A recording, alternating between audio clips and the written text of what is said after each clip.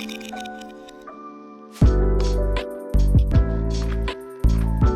everyone, thank you for coming to this video. My name is Sebastian. I'm a video editor and a graphic artist over at Artistic Spin. Today we'll be going over on how to effectively use the toolbar in Premiere Pro. If you have this program but you don't know how to use it, follow along, as if this should be very easy to help you speed up your process on how to become a better video editor for your projects or for your clients.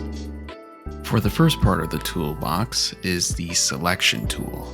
This tool can help you move your audio or footage around in the track. This is the track that you will most likely be seeing a lot when you're using Premiere Pro.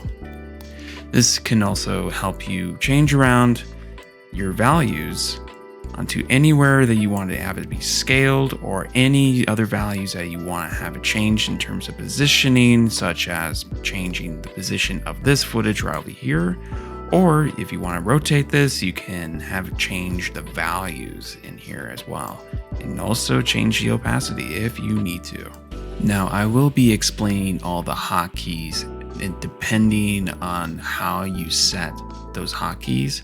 The normal default of the hotkey for the selection tool is V. V is the selection for you to use if you want to have to place back onto the selection tool right here.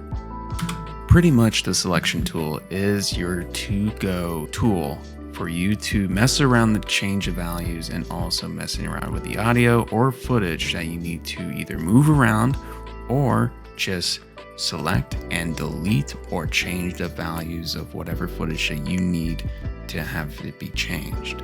The next tool on the toolbar is called the track selection tool.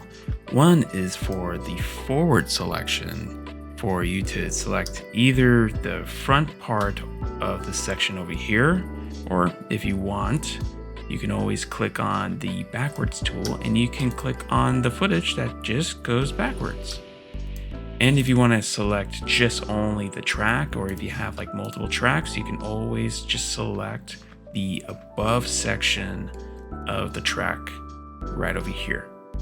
That way you could grab all the footage and all of the other cuts that you want to select, or you can just click on this and it will deselect all the other rest of the footage that's above and underneath, and just only select that's something specific.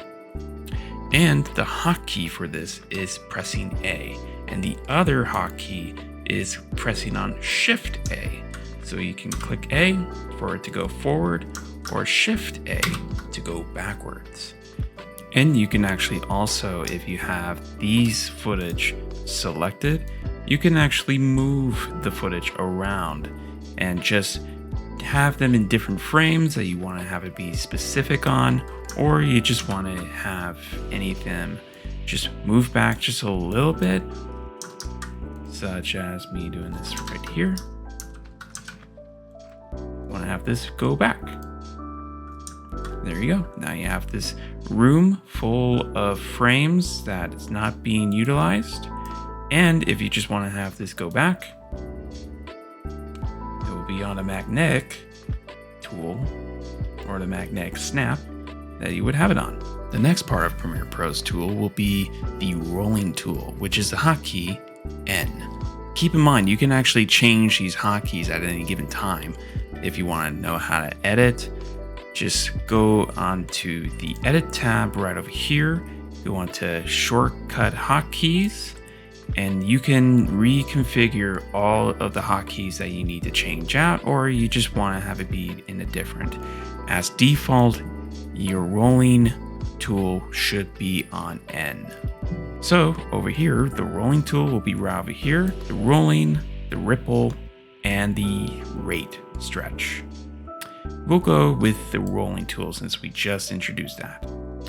So what we can do is that we can use any of the footage that we can have it be selected on, have it be in the middle point, and we can actually extend or decrease the length of this footage over here, and it will not harm any of the other footage in terms of timeline. You won't mess up with your timeline. You won't mess up with anything that's like very specific in terms of end time. You will just be messing around with the rolling effect and how long that you want a specific clip to go to. But this will decrease the amount of time that you want to have the other clip to go on. So if you want to go back, this is where you would use that. And now it hit perfectly on the actual audio wave on here, and it goes into a cut right here. Now the ripple effect, which is B right over here, you would click on any of the footage that you want to click on. This tool will change your track time. So if you look right over here, right now we're set at 9:57:17. And if we actually shorten this to trim this off and still want to have it be connected, see now that the footage is now changed, especially with the time code, this will affect the clip that you want to use. The next tool that's part of the same category as the ripple and the rolling tool will be called the rate tool. Now the hotkey for that is called R. Pretty straightforward with that. So we would click on this. Now with this, we can actually change the speed and see if we can change the values on how fast it would go or how slow that the footage would go. So if we shorten this, it leaves this huge gap right over here. But now, childhood possession. The footage seems going faster. But if we actually took this out and use that same tool to lengthen the video, now it looks give me a second. And now it looks very slow.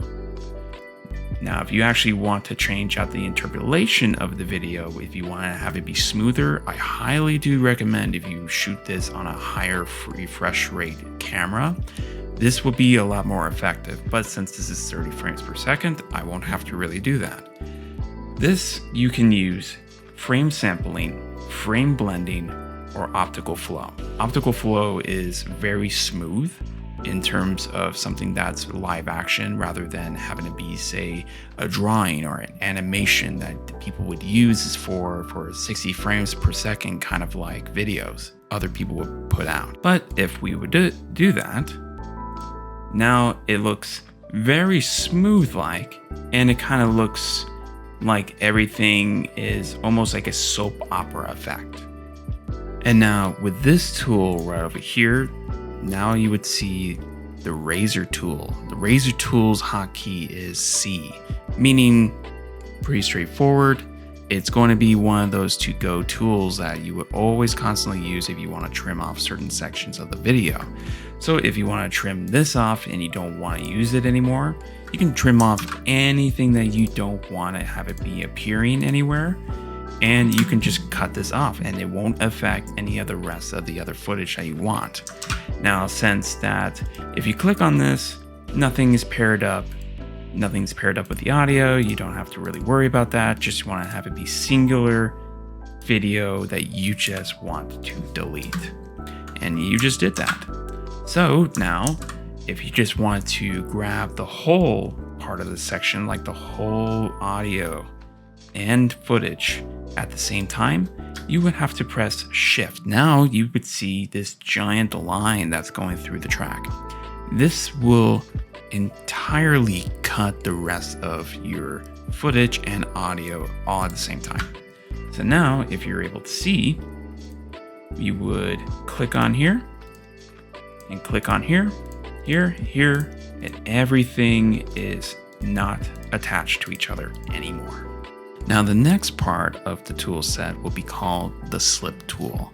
This will help fine-tune your clips in your ends and your ends of the video. I will show you this right here as an example for this. So if you want to change something that is very specific, such as the ins and outs of the actual clips that you want to have it be shown, This shows on the left-hand side the beginning part of the clip, and the right-hand side where it shows the end of the clip. On the top of each of those videos are where those points start after and before the other clips would go in. So right over here, this is where the other clip begins, and this is where the other clip ends. And right now, you're just scrubbing through the initial part. You're not changing any of the time in the duration of the video.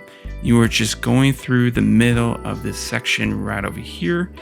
You're just changing the ins and outs. Now in this same category, and it's pretty much the same thing as the ripple tool as what I just showed you not too long ago, this tool is called the slide tool, and the hotkey is U. This is essentially the same thing, but it will not change the time code nor the amount of frames that it will change right over here. So if we would click on U, as in the letter U, and I don't click on actual U, but you would click on this and you can actually change where the first clip would begin and where the actual other footage would lengthen itself out just to not have any of the actual empty space. But if you want to go back and want to have it that specific area, and you can turn on magnetic right over here. You can press on S, snap to timeline, and you would click on here and it will magnetically appear and click on the actual track cursor. If you want to have something that's very specific or on point and on beat with either music or audio codes, you can still use to move this around in your timeline. Now, the next part of the tool set would be the pen tool.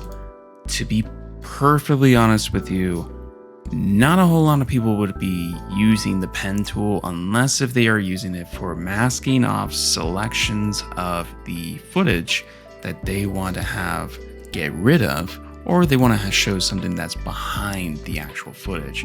This right over here is the pen tool. You can make cool little shapes if you need to. You can make like a little octagon if you need to, or they already have preset ones that you can click on, called the rectangle tool or the circle tool. You can call it the ellipse tool if you need to, but I just call it the circle tool. Now for the next tool that we will be seeing is called the hand tool.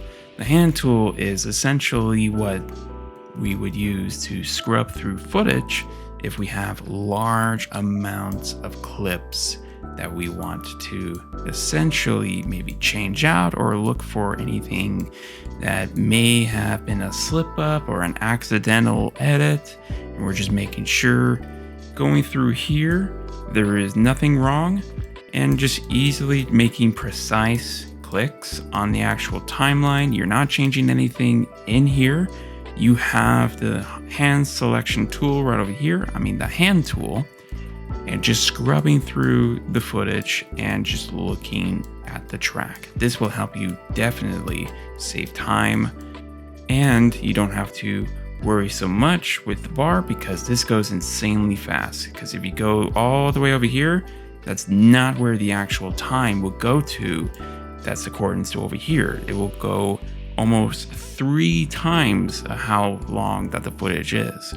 So if you want to scrub through, this is easier to use rather than using the actual bar itself. Now the other set of the selection of the hand tool will be the zoom tool.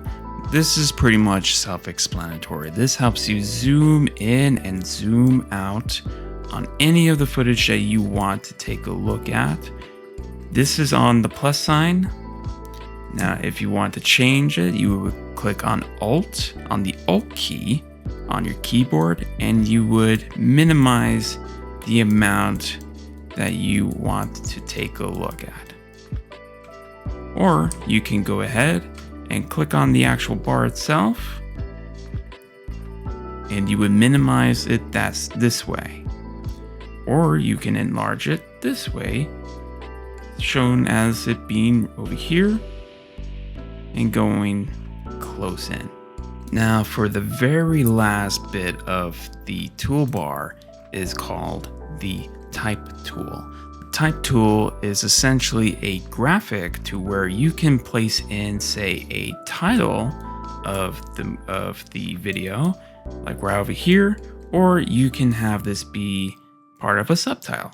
You can have it be changed, you can have it be whatever you want, type in whatever you want, such as over here. And you can change this to however you want, change out the actual font itself to whatever you want it to be. Now you can actually do effects onto titles or onto types or any effects on actual footage itself, but I will save that for the next video that I will be working on to show you guys on how to use effects or how to use essential graphics. And that's pretty much it. That is how you would use the toolbar in Premiere Pro.